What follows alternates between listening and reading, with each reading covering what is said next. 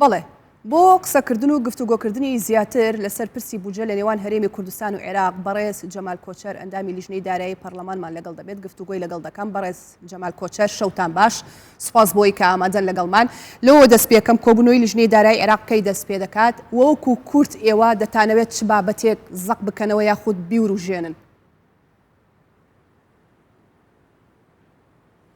بله زۆر سپاس سەڵاوەت خودێلتەوە هەمی بینەر و بیسەرێت کەی 24 بن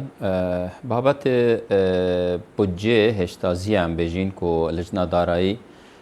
بەحەز بکەتن چونکو حەتان و کە ڕەشنوێس بۆ ئەنجومەنی وەزیران نەهاتیە وێتن یەکەم جار وەزارەتە دارایی و وەزارەتە پلاندانانێ ڕەشنوێسێکی بۆ ئەنجومەنی وەزیران پنێرن ئەنجومەنی وەزیران دەی گفتوگۆیت خۆل سەرکەتن و تێبینیت خود نوێسیتن و جارەکە دیدە زڤڕینە وەزارەتە دارایی وان تێبینیا داڕێشتەت ناف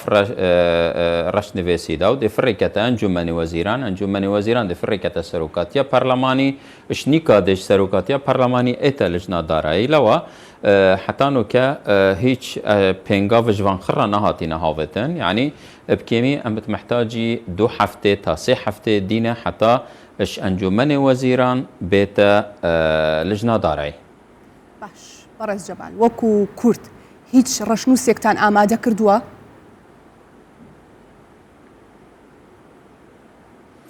جارێ ئەف بودجە ئەیکەمین بودجەیە ئێتە داڕێشتن پشتی بڕیارە دادگەها فیدرالی سەر بابەت گازە هەرێمێ یەدی ئەم نزانین کە چ ڕەشنوێس ئێتە بەرسنگێمە دا ئەمبەرانبەروێ بۆچوونێت خۆ ئەبداڕێژین دیتنا من یافەرە شاندێ هەرێمێ بزیترین وەخت بێتە بەغدا و کەسێ ئێکێت حکوومەتە هەرێمێدا کۆ سەرۆک وەزیرە بخۆ بێتە بەغدا چونکۆ ئەف بابەتە سێ ڕەهەندێت هەین یا ئێکێ اتفاقێکە سیاسیە هاتیەکردن الأصل بلندل قال سروك وزير عراقي وحتى دنجيب تبدين بدينتيان بينت حكومتات دا ما عندك شروط هين بيتفيا سروك وزير هرم بيتل قال وي سروك وزيري وقال لا يعني سياسي كوافر ركفتن كري بيرا واو ويسو زبينيتن افادايكو دي القال هرمي كان ويا ايكيا دوي دادگاه فدرالی و بریاره وید نوکوکی برس شیوع سودانی بيجيتن پیگیری دستوری و قرارات قصداوی يعني كيش دستوره و كيش قراراتن اوه اخفتن كم مطاطيها يعني تشيتن بيك اخفتن بجن اخر من نچارين بريارات دادگاه فدرالی باتو ملزمن و ویتن هی پیگیر بن لوا دیتن آمن شان دکب سروکاتیا سروک وزیری وید بیتن یا دوی بحثی اوه بکتن دوسیا گازه و یاسایا گازه ما دو بوچونت هین بوچونا بغدایا هاي كو بحسي بريارة دادگاه فدرالي تكاد بوچونا هرمية هاي كو رد في بريارات كتن و نبس أوي بمم ميجوها كهاي الجال كارتي نفطي لو أمت محتاجين فان هردوكا نزيكي كان النقطة كيف جهينا إيك كو أو نقطة بكيمي دبيتا أو مد اتفاقك ركفتنا بر وقت هبيتن حتى ياسايا غازو غازاتيتن أو ركفتن ديتنا من فيت الأسطي بلند بين بحث كرن أبا دوياسية ما بوچونا كاديا هاي بو بودجيكو بودجا ويغافكي همي بشه هرمت كان اك باكيج او باكيج اگر هرم پابند بو یا بغدا پابند بو دي ايتن اگر هر لانك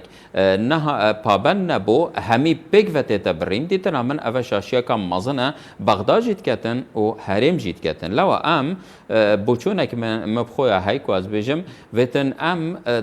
دابرجين بوجا وجارا بيتن بكينه دوبش بوجا هرمه بشكي هاي يجريدايب خلكي ونابد خلق بيتا قربانية ناكوكية سياسي بشك جيه هاي نخير بروجيت حكومته ويت تيشوي وزارته ودامو دزگها وتشتي استراتيجي او بلا جريداي بيتم بركفتنا كاك جمال بلام هندك خوينەوە یاخود هەندێک شرۆڤۆ قسە لەسەر ئەوە کراوە کە بە شەبوجێ هەرێمی کوردستان تەنها 200 ملیار دینارەکەی ئەنێرێت و تەواو ئەمە ڕاستە؟ هیچ بوچونا کاوسانینه و حتی 200 ملیارد هیجیت رشنویس و یان یاسایا بوریا 2021 كما پسند كريا بودجه هيچ بحثي 200 مليار نبو بلكو او ركفتنا بود نبينا هر دو سروك وزير دا يعني نبابت بودجيه لوا بديتنا من هرم نابيت رازي بيتم 200 مليار بتني چونكو اگر او بوچونا ام طرحت كين ادبيجين كو ام بودجيب كين دوبش مجاري بس بودجا 2021 دا 637 مليار هبون بابت پرپیدانا هرما و پارێزگەها کو ئەvە ئێکەمین ساڵ بۆ حکوومەتە هەرێمێ داخواست کرد بۆ بودجە هەرێمێ vegirêdin heket aslda ئەvە دێئێتن بۆ هەرێمێ چه هەرێم پابند بیت یان نەما جدولê cîmdayê hey ku behsî ew fermanberê serdewleta Iraqê vedketin ku vê temîla wa vêtin ji Bexda bêtin 682,021 fermanber ke eger tu hesab key bo salekê nêzîkî 5 trilyon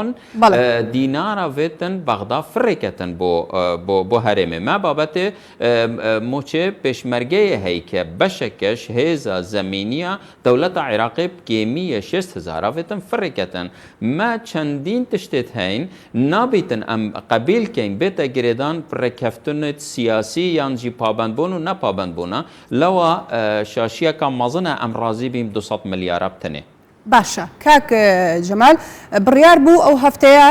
شاندەکەی هەرێمی کوردستان سەردانی بەغدا بکات بەڵام ئێستا چاوەڕێ ئەکەن کە بەغدا دەست پێشخەر بێت بۆی شاندەکە سەردان کە هیچ زانیاریەکت هەیە لەسەر ئەو سەردانیکردنە؟ جاري وك ما قولي بويدين وزير داري بحسكري ديتشين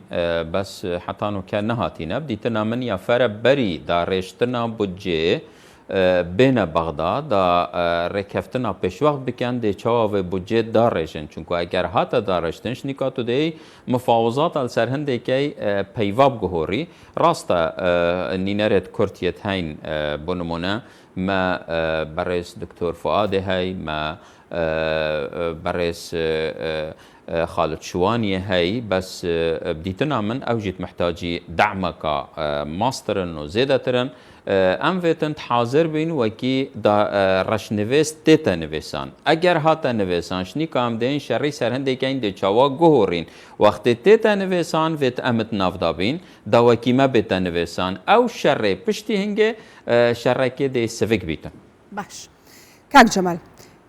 بۆچی محەممەد شیع سۆدانی لە قسەکانی ئاڵێ پێویستە هەرێمی کوردستان پابەندیەکانی وەکو خۆی جێبەجێ بکات بۆ ئەوەی ئێمەش دەستور وەکو خۆی جێبەجێ بکەین مەبەستی لە چییە؟ يعني من قلت تافا خفتنا كمطاطية دو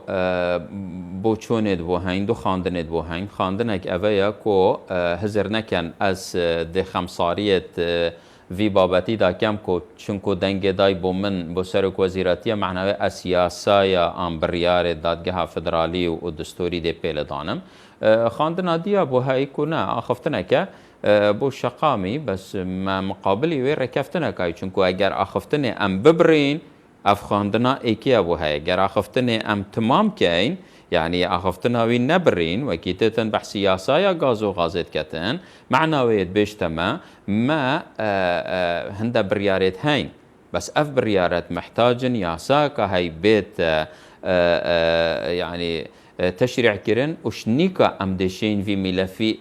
اكجاري وكي بريارات دادگاه فدرالي يعني يكلا كاين تطبيق كاين لوا هر دو خاندنت بو هين و جبر هندي از بيجن وتن شانتك الاستك بلنتيا هرمي بتن النقطه بداين تسر حرفه وبشتي كوره افاخفتنا يعني چه خاندن تو يعني تبچد دافع گوتیا یان جبت بشتامت هاتین کا بجامه د چوا بجب بگ و یا هرم و یا عراق د دار رژین چونکو وتن هرم چی بجدار بیتن چپ وزیرت خود دوره که فعال بنینی نرات یا هرم بکن یان جی